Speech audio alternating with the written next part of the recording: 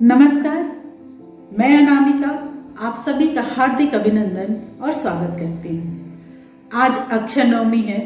अक्षय नवमी की आप सभी को हार्दिक शुभकामनाएं।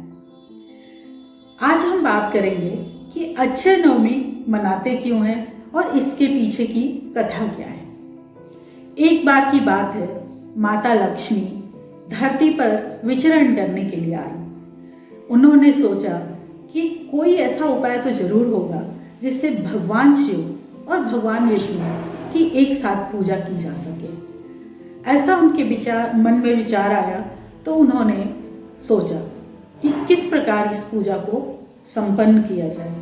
तब उनको ध्यान आया कि भगवान विष्णु को प्रिय पौधा तुलसी है और भगवान शिव का प्रिय पौधा बेलपत्र है, बेल का पौधा है। तो उन्होंने ऐसा सोचा कि इन दोनों के गुण किस पौधे में पाए जाते हैं। तब उनको ध्यान आया कि जो आंवला का पौधा होता है उसमें तुलसी और बेल दोनों के गुण पाए जाते हैं और दोनों की महिमा उसमें मिश्रित है। तब उन्होंने आंवला के वृक्ष के नीचे बैठकर उसकी पूजा शुरू की। जब उन्होंने आंवला के वृक्ष के नीचे पूजा की तो भगवान विष्णु और भगवान शिव दोनों प्रसन्न हुए और दोनों ही वहाँ पे प्रकट हुए। जब भगवान शिव और भगवान विष्णु वहाँ प्रकट हुए तो माता लक्ष्मी ने उस आंवला वृक्ष के नीचे भोजन तैयार किया और दोनों भगवानों को वहाँ पे भोजन कराया। उनको भोजन कराने के उपरांत उन्होंने खुद भोजन किया।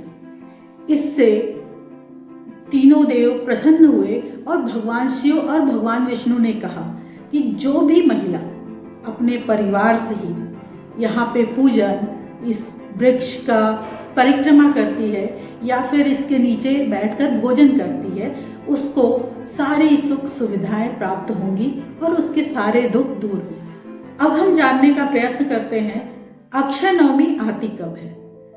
कार्तिक मास के शुक्ल पक्ष में नवमी तिथि को अक्षय नवमी के नाम से हम जानते हैं। इसे अक्षय नवमी या आंवला नवमी के नाम से भी जानते हैं।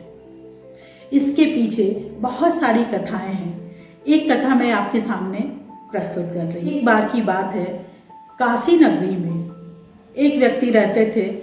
उनको कोई संतान नहीं थी, तो संतान न होने से वो दोनों पति पत्नी बहुत दुखी रहते थे, लेकिन कुछ कर भी नहीं पाते थे। एक बार की बात है, उनकी पत्नी को उनकी पड़ोसन ने कहा कि किसी के दूसरे बच्चे की बलि, जो किसी दूसरे की संतान हो, उसकी बलि अगर तुम देती हो तो तुम्हें पुत्र की प्राप्ति होगी। ये सुनकर उस व्यक्ति की पत्नी आकर उससे बोलती है कि ऐसा ऐसा करने से हमें पुत्र की प्राप्ति होगी। जो व्यक्ति काशी में रहते थे जब वो सुने तो उनको लगा कि नहीं, ये बिल्कुल गलत है, ऐसा हम नहीं कर सकते। अपने पुत्र के लिए हम किसी दूसरे के पुत्र को या पुत्री को बलि दें, ये उचित नहीं है। उन्होंने मना कर दिया, लेकिन उनकी पत्नी के मन में ये बात घर कर गई। अब उन्हें लग रहा था कि किसी भी तरीके से मैं किसी बच्चे की बलि दे पाऊँ जिससे कि मुझे पुत्र की प्राप्ति हो। एक बार की बात है, एक कन्या कुएं पे जाके जल निकाल रही थी। उस समय उनकी पत्नी भी वहां मौजूद थी। अब उसको अवसर मिल गया, उसने उस बच्ची को कुएं में धक्का दे दिया और ये भगवान से प्रार्थना की कि मैं इस बच्चे की बलि दे रही हूँ, मुझे पुत्र प्राप्ति होगी। लेकिन हुआ उल्टा, उस औरत को कुष्ठ रोग हो गया और वो उस बच्ची की भी आत्मा उस औरत को सताने लगी।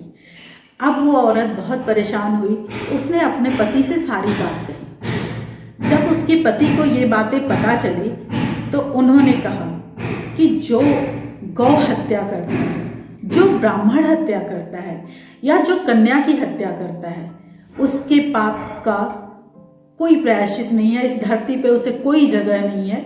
तुम जाओ और गंगा किनारे भगवान की भक्ति करो और भगवान से प्रार्थना करो कि तुम्हारे दोष को दूर करें और तुम्हारा प्रायश्चित पूर्ण हो। वो वैसा ही की, गंगा किनारे जाकर रहने लगी। नित्य गंगा स्नान करके पूजा पाठ करती और भक्ति भजन करती और अपने पापों का प्रायश्चित करती। एक दिन माँ गंगा एक बूढ़ी औरत के भेष में वहां प्रकट हुई और उस महिला से बोला कि तुम्हारे पाप से मुक्त होने का एक ही रास्ता है, तुम आंवला के वृक्ष की पूजा करो, व्रत करो और परिक्रमा करो। जब ये पूरी श्रद्धा से तुम संपन्न करोगी तभी तुम्हारे दोष और पाप दूर होंगे। ऐसा सुनकर वो अपने पति के पास आई और उसने बताया कि मुझे इस तरीके से आदेश मिला है, मैं क्या करूं। तो उसके पति ने कहा कि तुम पूरी श्रद्धा पूर्वक आंवला वृक्ष की पूजा करो और उसे संपन्न करो। उसने भी बहुत दिनों तक प्रायश्चित किया था। उसके बाद आंवला वृक्ष के नीचे सुबह स्नान करके गई और पूजा पाठ किया, परिक्रमा किया और उस दिन व्रत रखा और संध्या होने पर आंवला वृक्ष के नीचे ही बैठकर भोजन ग्रहण किया। ऐसा करने से उसके पाप धुल गए और उसे माँ प्रसन्न हुई, भगवान प्रसन्न हुए, सभी देव प्रसन्न हुए। तो उसे वरदान मिला, उसको दिव्य काया मिली, उसके कुष्ठ रोग दूर हुए और उसे पुत्र की प्राप्ति भी हुई। इस तरीके से हमारे सनातन में बहुत सारी ऐसी मान्यताएं हैं जो कि विज्ञान से भी जुड़ी हैं। अगर हम देखें आंवला वृक्ष के बारे में तो वो हमारे प्रकृति को, इन्वायरमेंट को भी फायदा करती है। साथ में आंवला का जो फल होता है, सबसे ज़्यादा विटामिन, सबसे ज़्यादा मिनरल हमें आंवला के फल में मिलता है। तो हमारे सनातन के जो ऋषि मुनि थे, उन्होंने हर उस चीज को हमारे धर्म में मान्यता दी जिससे कि हमें स्वास्थ्य लाभ हो, हमारे इन्वायरमेंट को लाभ हो और हमें उससे हर तरीके की सुख, शांति, समृद्धि प्राप्त हो। तो धर्म की दृष्टि से, विज्ञान की दृष्टि से, दोनों दृष्टि से आंवला वृक्ष बहुत ही महत्वपूर्ण है। तो हमें अपने धर्म का भी निर्वहन करना है और सुख, समृद्धि, शांति प्राप्त करनी है। इसी के साथ मैं इस कथा को समाप्त करती हूँ। जय सनातन, जय भारत।